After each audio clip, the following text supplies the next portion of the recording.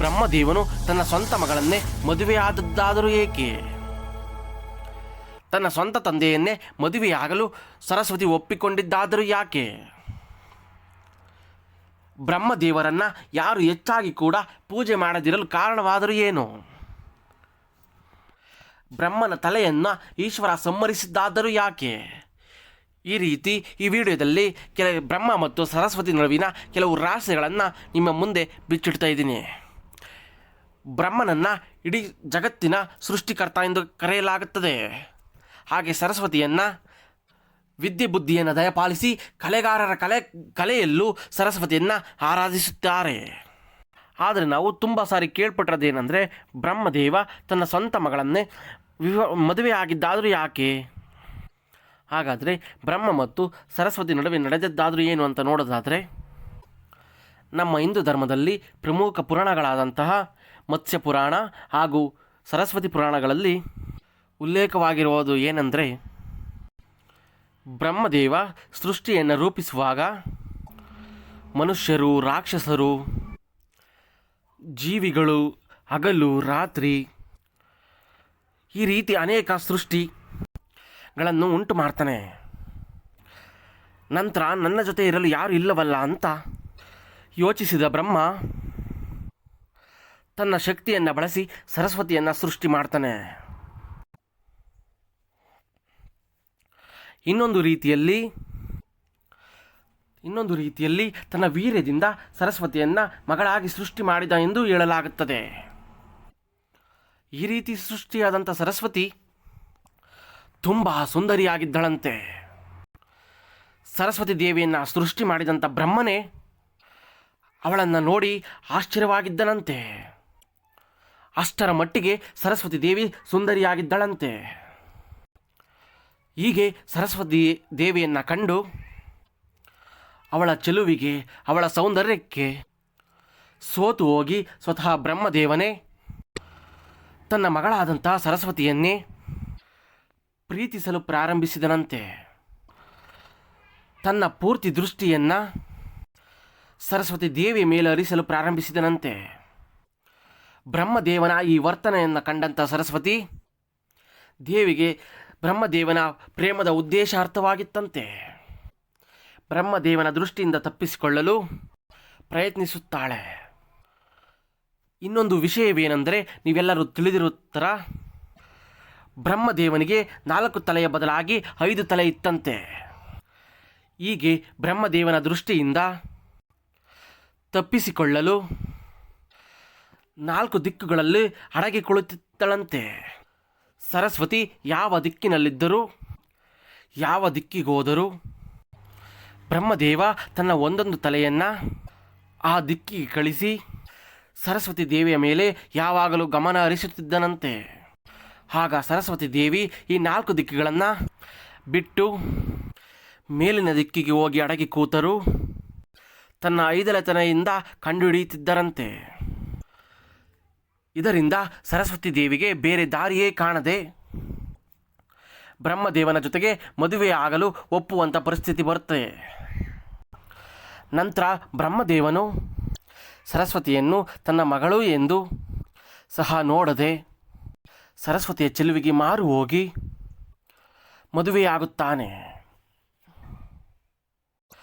ನಂತರ ಅವರಿಬ್ಬರು ಒಂದು ಸ್ಥಳಕ್ಕೆ ಹೋಗಿ 100 ವರ್ಷಗಳ ಕಾಲ ಪತಿ ಪತ್ನಿ ಜೀವಿಸುತ್ತಾರೆ. ಹೀಗೆ ಅವರಿಬ್ಬರ ಸಮ್ಮಿಲನದಿಂದ ಮನು ಎಂಬುವ ಮಗುವಿನ ಜನನವಾಗುತ್ತದೆ. ಈ ರೀತಿಯಾಗಿ ಬ್ರಹ್ಮದೇವ ತನ್ನ ಸ್ವಂತ ಮಗಳನ್ನೇ ಮದುವೆಯಾಗುತ್ತಾನೆ ಎಂಬ ಉಲ್ಲೇಖಗಳು ನಮ್ಮ ಹಿಂದೂ ಧರ್ಮದ ಪುರಾಣಗಳಲ್ಲಿವೆ.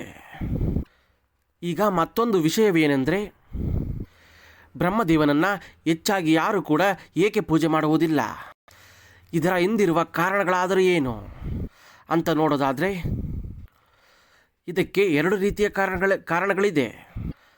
ಅದರಲ್ಲಿ ಮೊದಲನೆಯದ್ದು, ಸೃಷ್ಟಿಯ ಕಲ್ಯಾಣಕ್ಕಾಗಿ ಒಂದು ಯಜ್ಞವನ್ನು ಮಾಡಬೇಕಾಗಿರುತ್ತೆ. ಅದಕ್ಕೆ ಸೂಕ್ತವಾದ ಸ್ಥಳವನ್ನು ಹುಡುಕಲು ತನ್ನ ಕಮಲವನ್ನು ಭೂಮಿಗೆ ಬಿಡುತ್ತಾನೆ. ಆಗ ಆ ಕಮಲ ರಾಜಸ್ಥಾನದ ಪುಷ್ಕರ್ ಎನ್ನುವ ಸ್ಥಳದಲ್ಲಿ ಹೋಗಿ ಬೀಳುತ್ತದೆ. ಆಗ ಆ ಸ್ಥಳದಲ್ಲಿ ಯಜ್ಞವನ್ನು ಮಾಡುವಂಥ ನಿರ್ಧಾರ ಮಾಡುತ್ತಾನೆ. ಆದರೆ ಆ ಯಜ್ಞ ಪೂರ್ಣಗೊಳ್ಳಬೇಕು, ಆ ಯಜ್ಞದಿಂದ ಫಲ ಸಿಗಬೇಕು ಅಂದರೆ ಆ ಜಾಗದಲ್ಲಿ ಒಂದು ಹೆಣ್ಣಿರಬೇಕು. ಆ ಹೆಣ್ಣು ಬ್ರಹ್ಮದೇವನ ಪತ್ನಿಯಾಗಿರಬೇಕು. ಆದರೆ ಬ್ರಹ್ಮದೇವನ ಪತ್ನಿ ಸರಸ್ವತಿ ಅಲ್ಲಿಗೆ ಬರೋದು ತಡವಾಗುತ್ತೆ. ಜೊತೆಗೆ ಯಜ್ಞದ ಸಮಯವು ಕೂಡ ಮೀರಿ ಹೋಗುತ್ತಿರುತ್ತದೆ. ಆ ಸಮಯದಲ್ಲಿ ಬ್ರಹ್ಮನಿಗೆ ಏನು ಕೂಡ ತೋಚುವುದಿಲ್ಲ. ಆಗ ಬ್ರಹ್ಮ ಮತ್ತೊಂದು ಹೆಣ್ಣನ್ನು ಮದುವೆಯಾಗಿ ಆ ಯಜ್ಞವನ್ನು ಪೂರ್ಣಗೊಳಿಸಲಾಗುತ್ತೆ. ಆ ಸಮಯಕ್ಕೆ ಅಲ್ಲಿಗೆ ಬಂದಂಥ ಸರಸ್ವತಿ ಬ್ರಹ್ಮನು ಬೇರೊಂದು ಹೆಣ್ಣನ್ನು ಮದುವೆಯಾಗಿರುವುದನ್ನು ಕಂಡು ಕೋಪಗೊಂಡು ನಿನ್ನನ್ನು ಈ ಲೋಕದಲ್ಲಿ ಯಾರೂ ಸಹ ಪೂಜಿಸುವುದಿಲ್ಲ ಎಂದು ಶಾಪ ಕೊಡುತ್ತಾಳೆ. ಆದರೆ ಬ್ರಹ್ಮದೇವ ಮತ್ತೊಂದು ಮದುವೆಯಾಗಿದ್ದು ಲೋಕ ಕಲ್ಯಾಣಕ್ಕೆಂದು ತಿಳಿದಾಗ ಸರಸ್ವತಿ, ನೀನು ಯಜ್ಞವನ್ನು ಮಾಡಿದ ಸ್ಥಳದಲ್ಲಿ ಮಾತ್ರ ನಿನ್ನನ್ನು ಪೂಜಿಸಲಾಗುತ್ತದೆ ಎಂದು ಮತ್ತೊಂದು ವರವನ್ನು ನೀಡಲಾಗುತ್ತದೆಯಂತೆ.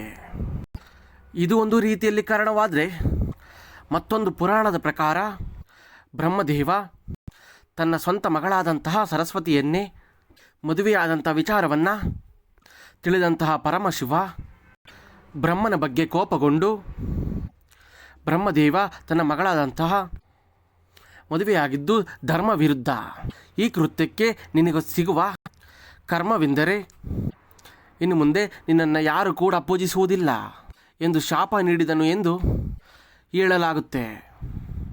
ಈ ಕಾರಣದಿಂದ ಬ್ರಹ್ಮದೇವ ಸೃಷ್ಟಿಕರನೇ ಆಗಿದ್ದರೂ ತಾನು ಮಾಡಿದ ತಪ್ಪುಗಳಿಂದ ಅವನನ್ನು ಯಾರು ಕೂಡ ಹೆಚ್ಚಾಗಿ ಪೂಜೆ ಮಾಡುವುದಿಲ್ಲ ಎಂದು ಹೇಳಲಾಗುತ್ತೆ. ಇನ್ನು ಇಂದಿಗೂ ಕೂಡ ರಾಜಸ್ಥಾನದ ಪುಷ್ಕರ್ ಎಂಬ ಸ್ಥಳದಲ್ಲಿ ಬ್ರಹ್ಮದೇವನನ್ನು ಪೂಜಿಸಲಾಗುತ್ತೆ.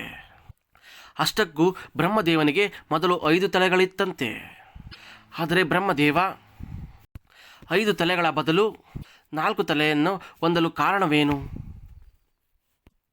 ಇದರ ಹಿಂದಿರುವ ರಹಸ್ಯಗಳೇನು ಅಂತ ನೋಡೋದಾದರೆ, ಸರಸ್ವತಿ ದೇವಿಯನ್ನು ಮದುವೆಯಾಗಲು ಇಚ್ಛಿಸಿದ ಬ್ರಹ್ಮದೇವ ತನ್ನ ಪೂರ್ತಿ ದೃಷ್ಟಿಯನ್ನು ಸರಸ್ವತಿ ದೇವಿಯ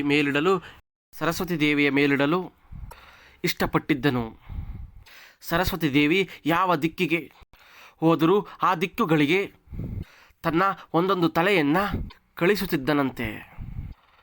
ಆಗ ಸರಸ್ವತಿ ದೇವಿ ಬ್ರಹ್ಮನಿಂದ ತಪ್ಪಿಸಿಕೊಳ್ಳಲು ಶಿವನ ಹತ್ತಿರ ಹೋಗುತ್ತಾಳೆ. ಅಲ್ಲಿಗೂ ಬಂದಂಥ ಬ್ರಹ್ಮನನ್ನು ಕಂಡಂತಹ ಪರಮಶಿವ ಬ್ರಹ್ಮನ ಮನದಲ್ಲಿದ್ದಂತಹ ಉದ್ದೇಶವನ್ನು ಅರಿತು, ನೀನು ಮಾಡುತ್ತಿರುವ ಕೃತ್ಯ ಸರಿಯಿಲ್ಲ ಎಂದು ಬ್ರಹ್ಮದೇವನಿಗೆ ತಿಳಿ ಹೇಳಲು ಪ್ರಯತ್ನಿಸಿದ ಶಿವನ ವಿರುದ್ಧವಾಗಿ ಬ್ರಹ್ಮದೇವನ 5 ತಲೆಗಳು ವಾದವನ್ನು ಮಾಡಲು ಶುರು ಮಾಡುತ್ತವೆ. ಆಗ ಅದರಿಂದ ಕೋಪಗೊಂಡಂತಹ ಪರಮಶಿವ ಬ್ರಹ್ಮದೇವನ 5 ತಲೆಗಳಲ್ಲಿ 1 ತಲೆಯನ್ನು ನಾಶ ಮಾಡಿದನಂತೆ. ಅಂದಿನಿಂದ ಬ್ರಹ್ಮನು 5 ತಲೆಗಳ ಬದಲಾಗಿ 4 ತಲೆಗಳನ್ನು ಹೊಂದುತ್ತಾನೆ. ಇದಿಷ್ಟು ಬ್ರಹ್ಮದೇವ ಯಾಕೆ ತನ್ನ ಸ್ವಂತ ಮಗಳನ್ನೇ ಮದುವೆಯಾದ, ಮತ್ತು ಬ್ರಹ್ಮದೇವನನ್ನು ಯಾರು ಹೆಚ್ಚಾಗಿ ಪೂಜಿಸುವುದಿಲ್ಲ, ಜೊತೆಗೆ ಬ್ರಹ್ಮನ 5 ತಲೆಗಳ ಬಗ್ಗೆ ಇದ್ದಂಥ ಒಂದು ರಹಸ್ಯ ಮಾಹಿತಿ ಇದಾಗಿದೆ. ಇಷ್ಟವಾದಲ್ಲಿ ನಮ್ಮ ಚಾನಲನ್ನು ಲೈಕ್ ಮಾಡಿ, ಶೇರ್ ಮಾಡಿ, ಸಬ್ಸ್ಕ್ರೈಬ್ ಮಾಡಿ. ಧನ್ಯವಾದಗಳು.